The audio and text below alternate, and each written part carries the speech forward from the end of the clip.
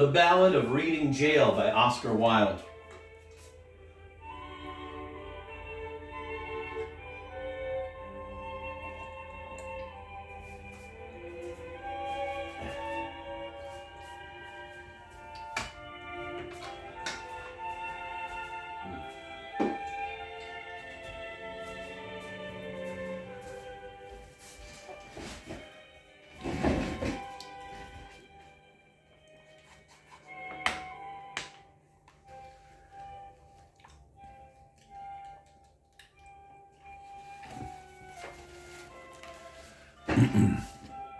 He did not wear his scarlet coat, for blood and wine are red, and blood and wine were on his hands. When they found him with the dead, the poor dead woman whom he loved, and murdered in her bed. He walked amongst the trial men in a suit of shabby gray. A cricket cap was on his head, and his step seemed light and gay. But I never saw a man who looked so wistfully at the day. I never saw a man who looked with such a wistful eye upon that little tint of blue which prisoners call the sky, and at every drifting cloud that went with sails of silver by. I walked with other souls in pain within another ring, and was wondering if the man had done a great or little thing, when a voice behind me whispered low, "That fellow's got to swing." Dear Christ, the very prison walls suddenly seemed to reel, and the sky above my head became like a cask of scorching steel. And though I was a soul in pain, my pain I could not feel. I only knew what haunted thought quickened his step, and why he looked upon the garish day with such a wistful eye. The man had killed the thing he loved, and so he had to die.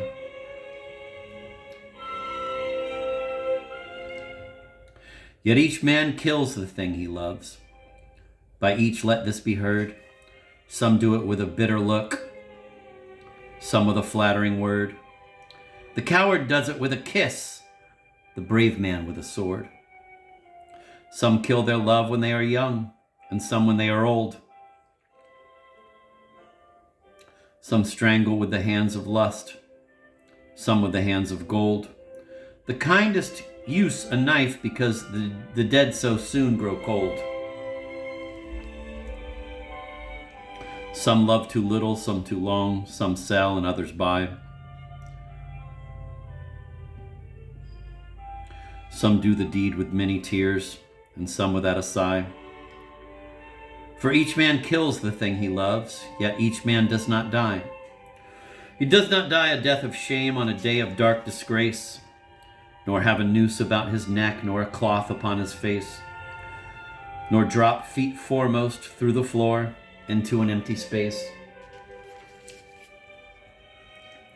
He does not sit with silent men who watch him night and day, who watch him when he tries to weep and when he tries to pray, who watch him lest himself should rob the prison of its prey. He does not wake at dawn to see dread figures throng his room. The shivering chaplain robed in white, the sheriff stern with gloom, and the governor all in shiny black with the yellow face of doom. He does not rise in piteous haste to put on convict clothes, while some coarse-mouthed doctor gloats and notes each new and nerve-twitched pose, fingering a watch whose little ticks are like horrible hammer blows. He does not feel that sickening thirst that sands one's throat before the hangman with his gardener's gloves comes through the padded door and binds one with 3 leathern thongs, that the throat may thirst no more.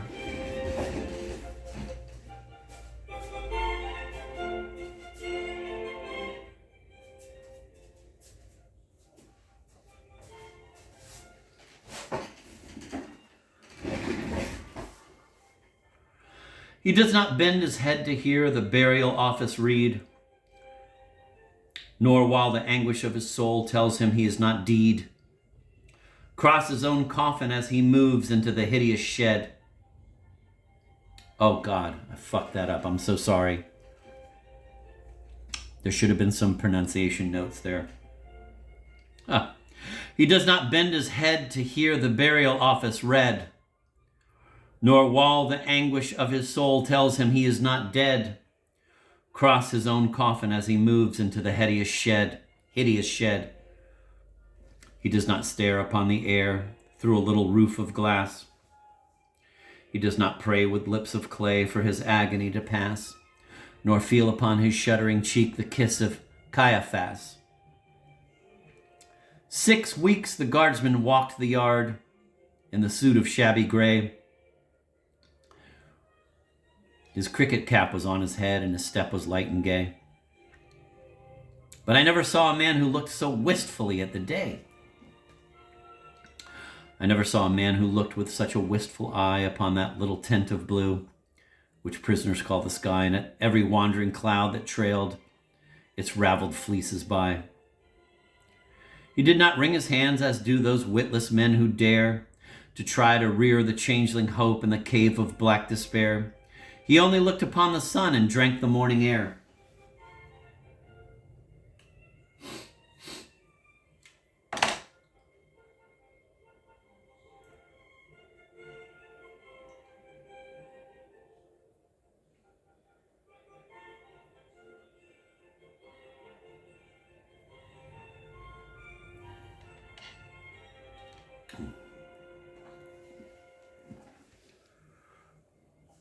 He did not wring his hands, nor weep, nor did he peak or pine, but he drank the air as though it held some healthful anodyne.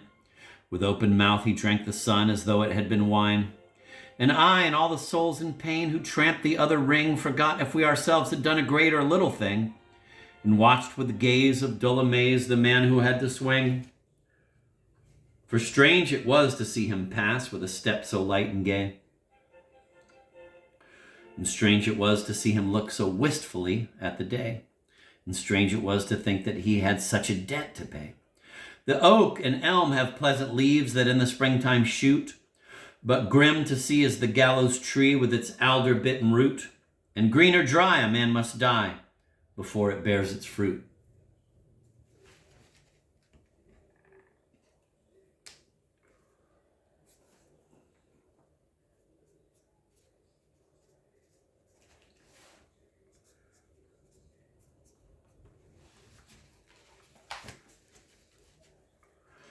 The loftiest place is the seat of grace for which all worldlings try. But who would stand in hempen band upon a scaffold high, and through a murderer's collar take his last look at the sky? It is sweet to dance to violins when love and life are fair. To dance to flutes, to dance to lutes is delicate and rare. But it is not sweet with nimble feet to dance upon the air.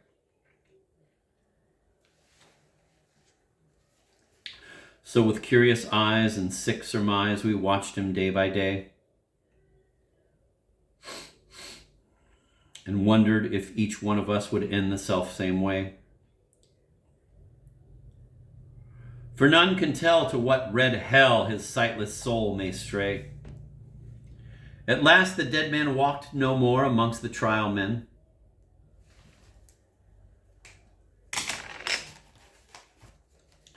And I knew that he was standing up in the black dock's dreadful pen, and that never would I see his face for weal or woe again. Like two doomed ships that pass in storm, we had crossed each other's way. But we made no sign, we said no word, we had no word to say. For we did not meet in the holy night, but in the shameful day. A prison wall was round us both, two outcast men we were. The world had thrust us from its heart, and God from out his care. And the iron gin that waits for sin had caught us in its snare. In debtor's yard the stones are hard and the dripping wall is high, so it was there he took the air beneath the leaden sky, and by each side a warder walked for fear the man might die. Or else he sat with those who watched his anguish night and day, who watched him when he rose to weep and when he crouched to pray, who watched him lest himself should rob their scaffold of its prey. The governor was strong upon the Regulations Act. The doctor said that death was but a scientific fact, and twice a day the chaplain called and left a little tract. And twice a day he smoked his pipe and drank his quart of beer. His soul was resolute and held no hiding place for fear. He often said that he was glad the hangman's day was near.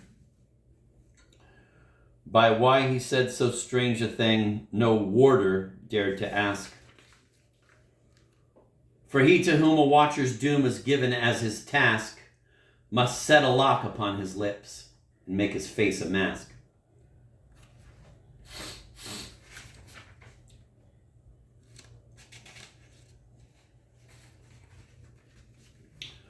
Or else he might be moved and try to comfort or console, and what should human pity do, pent up in murderer's hole? What word of grace in such a place could help a brother's soul? With slouch and swing around the ring, we trod the fool's parade. We did not care, we knew we were the devil's own brigade. And shaven head and feet of lead make a merry masquerade. We tore the tarry rope to shreds with blunt and bleeding nails. We rubbed the doors and scrubbed the floors and cleaned the shining rails. And rank by rank we soaped the plank and clattered with the pails.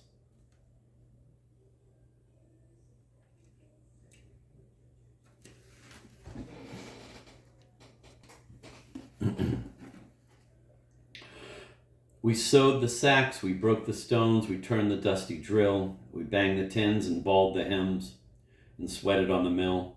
But in the heart of every man terror was lying still. So still it lay that every day crawled like a weed-clogged wave. And we forgot the bitter lot that waits for fool and knave. Till once, as we tramped in from work, we passed an open grave. With yawning mouth the horrid hole gaped for a living thing. The very mud cried out for blood to the thirsty asphalt ring. And we knew that ere one dawn grew fair, the fellow had to swing. Right in we went with soul intent on death and dread and doom. The hangman with his little bag went shuffling through the gloom. And I trembled as I groped my way into my numbered tomb. That night the empty corridors were full of forms of fear.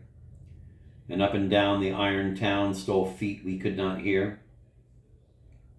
And through the bars that hide the stars, white faces seemed to peer. He lay as one who lies and dreams in a pleasant meadowland. The watchers watched him as he slept and could not understand how one could sleep so sweet a sleep with a hangman close at hand. But there is no sleep when men must weep, who never yet have wept. So we, the fool, the fraud, the knave, that endless vigil kept, and through each brain on hands of pain, another's terror crept. Alas, it is a fearful thing to feel another's guilt, for right within the sword of sin pierced to its poisoned hilt, and as molten lead were the tears we shed for the blood we had not spilt.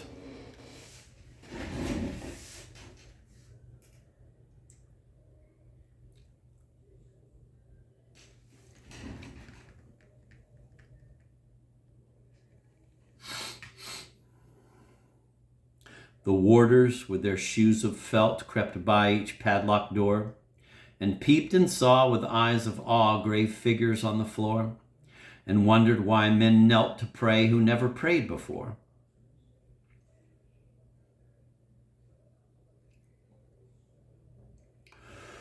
All through the night we knelt and prayed, mad mourners of a course. The troubled plumes of midnight shook like the plumes upon a hearse. And as bitter wine upon a sponge was the savor, of remorse. The gray cock crew, the red cock crew, but never came the day, and crooked shapes of terror crouched in the corners where we lay, and each evil sprite that walks by night before us seemed to play. They glided past, they glided fast, like travelers through a mist. They mocked the moon in a rigadoon of delicate turn and twist, and with formal pace and loathsome grace, the phantoms kept their tryst. With mop and mow we saw them go, slim shadows hand in hand. About, in ghostly rout, they trod a saraband, and the damned grotesques made arabesques like the wind upon the sand. With the pirouettes of marionettes they tripped on pointed tread, but with flutes of fear they filled the ear as their grisly mask they led. And loud they sang and long they sang, for they sang the wake the dead. "Oh-ho!" they cried. "The world is wide, but fettered limbs go lame, and once or twice to throw the dice is a gentlemanly game. But he does not win who plays with sin in the secret house of shame. No things of air these antics were, that frolicked with such glee to men whose lives were held in gyves, and whose feet might not go free. Ah, wounds of Christ, they were living things, most terrible to see. Around, around they waltzed and wound. Some wheeled in smirking pairs with the mincing step of a demi-rep. Some sidled up the stairs, and with subtle sneer and fawning leer, each helped us at our prayers. The morning wind began to moan, but still the night went on. Through its giant loom the web of gloom crept till each thread was spun. And as we prayed, we grew afraid of the justice of the sun.